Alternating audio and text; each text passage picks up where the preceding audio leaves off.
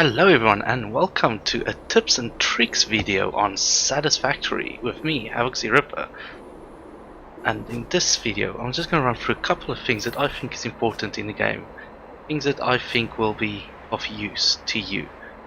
Such as finding these beautiful little power slugs. Tip number 1. Let's say you have driven off a cliff and you've somehow managed to land your vehicle on its back. Now this is a tip I wish I had found out earlier because I used to always deconstruct them. But if you want to flip it back onto where it needs to be, all you need to do is look at your workbench and press E. And it will flip your vehicle back around and you can continue driving.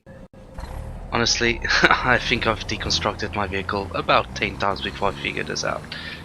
And it's quite a simple, obvious solution. Alright, tip number 2. Use the browser map. So you can open this up in your browser. A link of this will be in the description.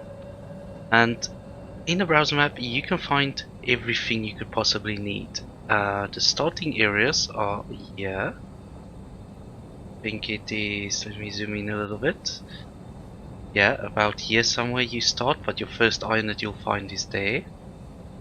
So that's the first starting area where you choose from. So the left one is they would define it as easy. I think you start about here somewhere and then you go towards your iron. The second one, which I did my let's play on, let's find out. I think you start about here somewhere and your first iron is here and you got copper there, you got limestone, all that kind of nonsense. Okay, and the third starting area, I haven't actually quite pinpointed it exactly, but yeah, it's here. So your third starting area is around here. I think you start about here, and your iron, not mistaken, is this your iron here? I think. Let's put the iron on. Ah no, there it is. So yeah, this is your starting area. There's the water, yes, because you got the limestone there.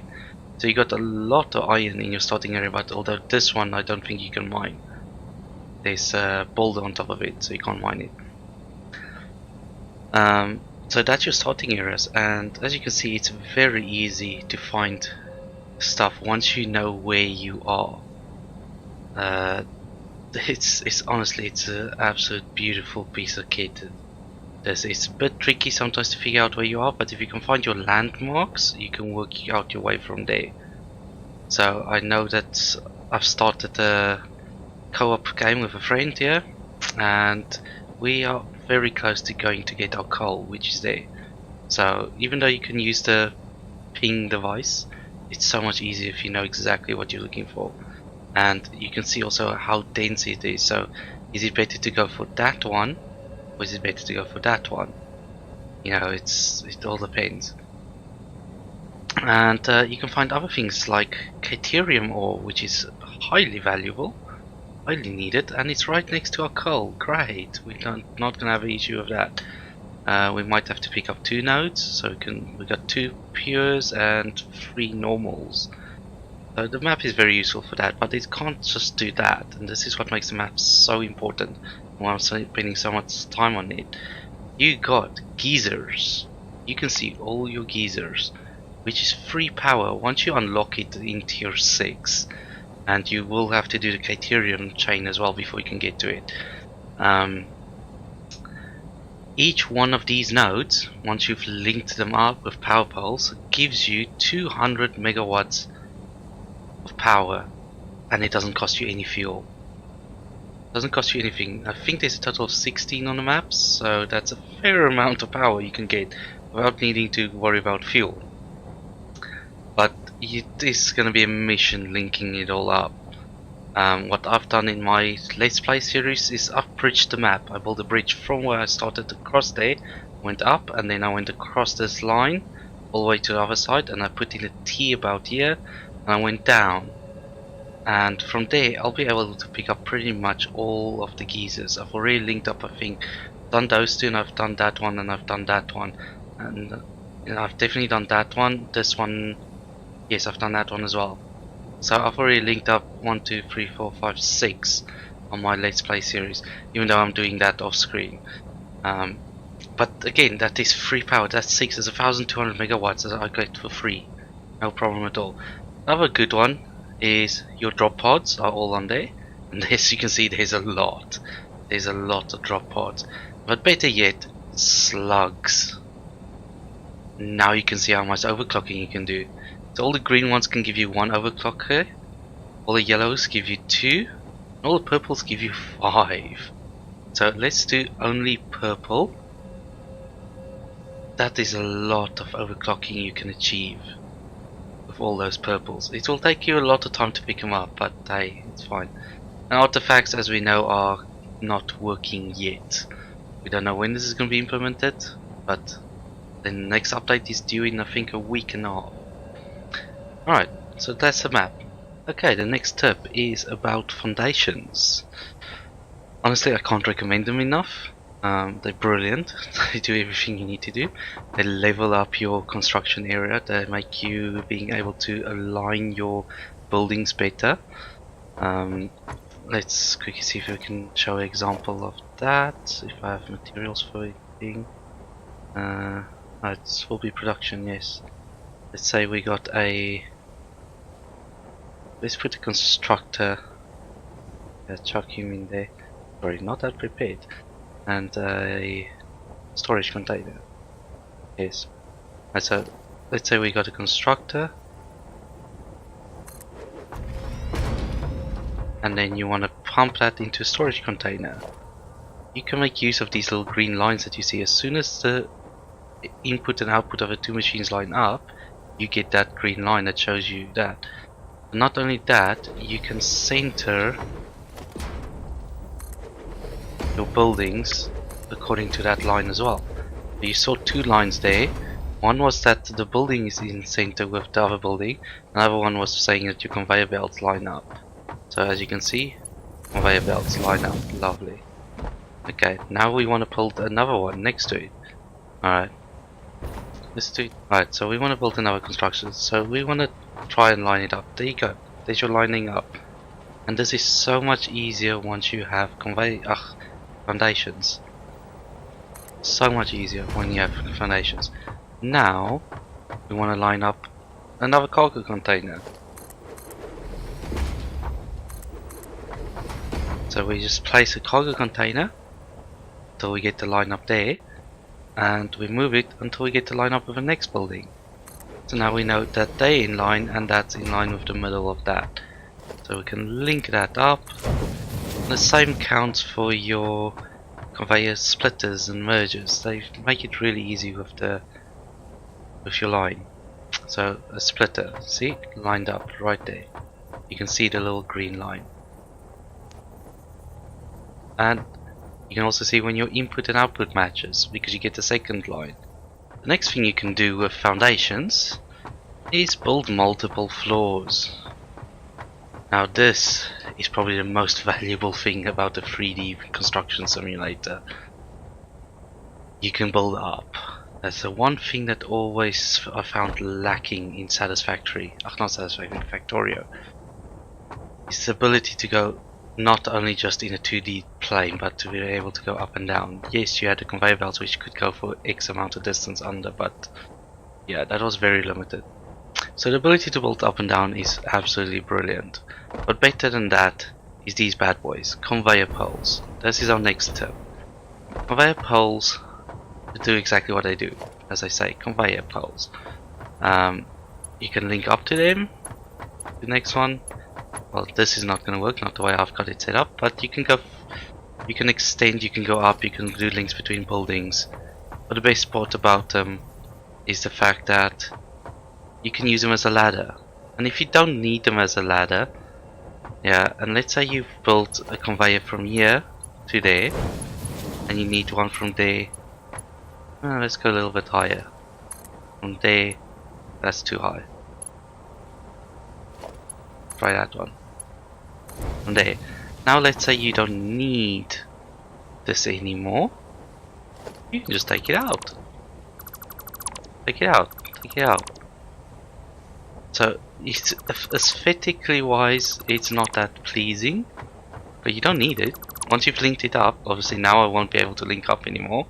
And the one thing to note about if you take them out is you will no longer be able to put them in the exact same place and have them link up. So if I try and link up with that, that doesn't actually work. You can see they go opposite ways now. How did I put the tier 1 bell down? That is beyond me. Anyway, so yeah, you can do that the same with conveyor belt walls, and you can do the same with foundations. You can rip that foundation out from underneath the guy.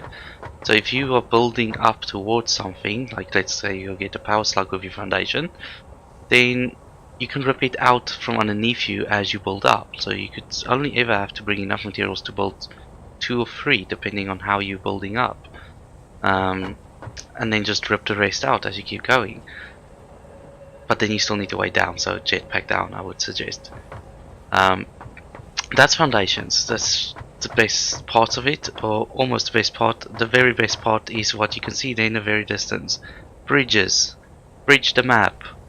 Build bridges to wherever your far resources is. It is very useful. It works brilliantly. The next tip is the distances for your conveyor poles and for your power poles. Conveyor poles, if you place this right in between your foundations, you can then count exactly 6, including the one that it's standing on. So 1, 2, 1, 2, 3, 4, 5, and 6. And you can place it on the edge of the 6th one. And then you count again, 1, and so on. Let's do it. 1, 2, 3, 4, 5, 6. So then you place it here. That is the exact distance as how far your conveyor belts can go. If you place a conveyor belt on that one, you put it to here, it will go that far. If you try and go further, you will see it stops right before it. Alright, so the next thing is we're gonna link that to there, just to give us a nice little view. So after that, that gives us 6 in between. Next distance to know for conveyor belts is once you start using your up hills and whatnot, the ramp, it doesn't matter if you use the steep ramp or the not steep ramp, you know, this 8x4 or the 8x2, makes no difference. You can then go 5 blocks. The next one is your power pole. If you start that right on the edge, you can go exactly 12 tiles on before your wire gets too long. So that is 2 times of the conveyor belt. And there you go. If we take that out, we try and do that again. By the time you get to the 3rd one, it says wire too long, so your wire is too long. So that's why I stick next to these. This gives you a nice grid to work off of. The one way it becomes tricky is building. Let's put one there. Let's say we want to go on a ramp. As you can see, it doesn't want to place anywhere, so you can't build continuously. What you have to do is you have to build a power pole yourself. At some point in your placement, it will go possible, and then you can just need to fill in the wire yourself. And that's it on power poles. Okay, and the next tip is about storage containers. There's 2 tips in it really. The first one is, well, there's more than 2 tips. There is no limit as to how high you can stack them, unless there's an actual in-game ceiling limit, which I have not discovered yet. Okay, and the next one is, if you are building something like supercomputers, they're very expensive to make, but you need more than just the 1 stack. You wanna store a little bit more than 1 stack, but you don't want to store a whole container full. You want to limit it out. The easiest way to do that is to grab something that's cheap, possibly leaves. You don't have to use concrete, and just keep splitting the stacks. Split the stacks, split the stacks, split the stacks. Keep on splitting the stacks until you've pretty much filled the container, until the point where you got what you need. So let's say you want to store, there's 50 in a stack, you want 200. Then you just free up your first 4 slots, and then you can pump it in.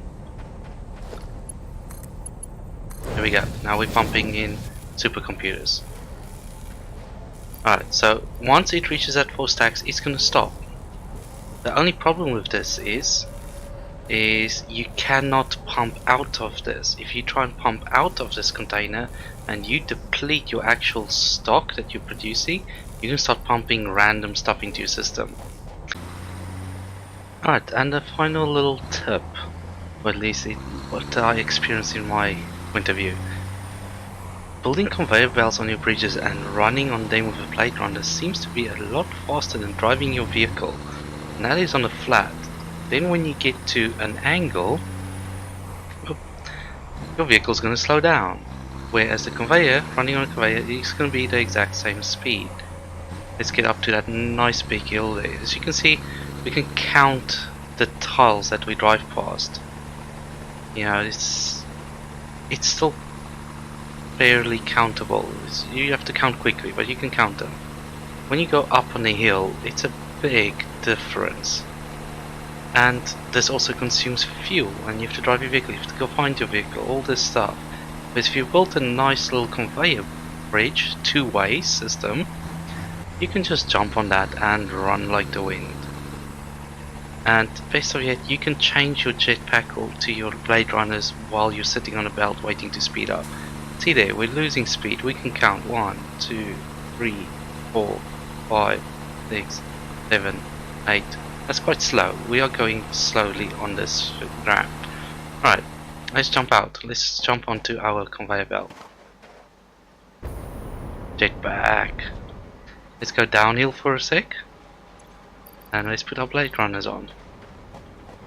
As you can see, that is lightning fast. And I also seem to experience less lag that way. I don't know why. Or the lag is smallest chunks. But yeah, if you count the blocks on the right, we are passing them at a tremendous speed. Let's turn around. So easy to turn around as well. Look at that. 1. Oop, there's a massive lag spike. 1, 2, 3, 4, 5, 6, 7, 8, 9, 10, 11, 12, 13, 14. Can't even keep up once I get over 10. And going uphill, it takes the exact same speed going up. You don't slow down like the vehicles do. So this is a brilliant way of traveling, and you're not using fuel. When you get close to your destination where you want to jump off, you just open up your inventory, put in your jetpack, and off you go. And then you'll also move at one heck of a speed while using your jetpack. You'll move at the same speed that you were leaving the belt. You can just go land again. Your jetpack refills. So it's a very nice way of also getting a nice vantage point. So ladies and gentlemen, that is my tips and tricks for Satisfactory as it stands now. Some of them might go out of date, some of them might not, but I hope some of it helps you, and enjoy your day. Cheers.